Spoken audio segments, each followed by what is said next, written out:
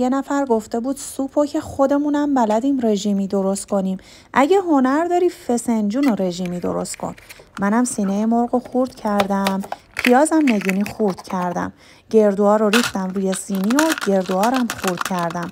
بعد با یه قاشق غذاخوری روغن پیازم رو اجازه دادم تا نرم بشه.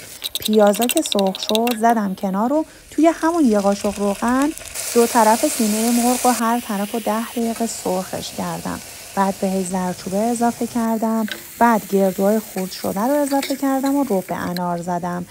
بعد بهش آب رو اضافه کردم و در قابلمه رو بستم. 2-3 ساعت زمان برد تا فسنجون رژیمی من جا بیفته و خوشمزه بشه. تو این فاصله برنجم رو آماده کردم و نتیجه شد این فسنجون رژیمی خوشمزه‌ای که می‌بینی.